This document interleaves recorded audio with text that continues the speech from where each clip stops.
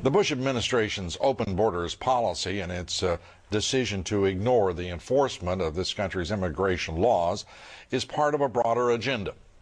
President Bush signed a formal agreement that will end the United States as we know it, and he took the step without approval from either the U.S. Congress or the people of the United States.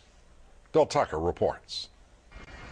The Security and Prosperity Partnership of North America sounds benign, hardly like a policy that critics call NAFTA on steroids. It's a deal that few have even heard of. It's being done again by very few people at the very top on behalf of the investment class, but the working class of people.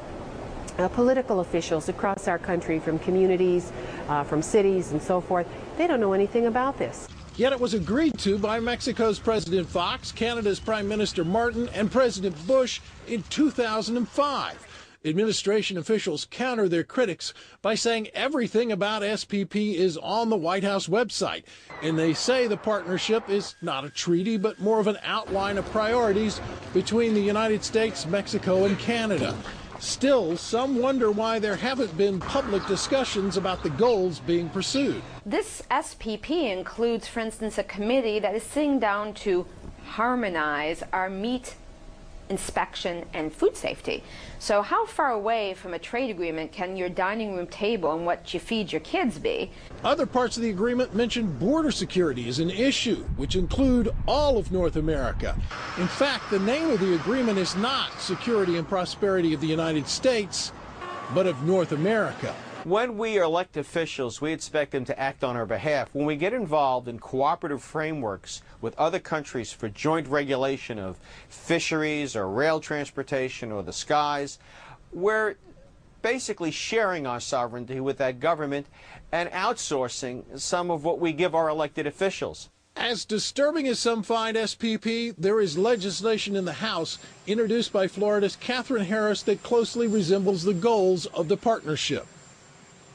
Included in that bill is a section which calls for the securing of Mexico's southern border by the United States and Canada. Lou, that's not the border with the United States. That's the border they share with Belize and Guatemala. The idea that the White House would respond that this is on their website, this involves intricate workings amongst the Commerce Department of this country and Canada and Mexico's, of course. A regional prosperity and security program. This is absolute ignorance. And the fact that we reported this, we should point out, when it was signed. But as we watch this thing progress, these working groups are continuing, they're intensifying. What in the world are these people thinking about? Well, they say, look, these are a declaration and an outline of our priorities. And when I called them today, Lou, they said I was the first phone call they had received literally since the deal was first signed. So people are not paying attention, and they're letting them, in fact, get away with this. You know, I was asked the other day about whether or not I really thought the American people had the stomach to stand up and stop this nonsense, this direction from a group of elites in absolute contravention of our law, of our Constitution, every national value. And I hope, I pray that I'm right when I said yes. But this is beyond belief. Bill Tucker, thank you very much. It brings us to the subject of our poll tonight. Do you think maybe somebody should take a vote if we're going to merge the United States with Canada and Mexico? Maybe, you know, people like you and me vote. Yes or no? Please cast your vote at LouDobbs.com. We'll have the results here later in the broadcast. Coming up, a measure to raise wages for the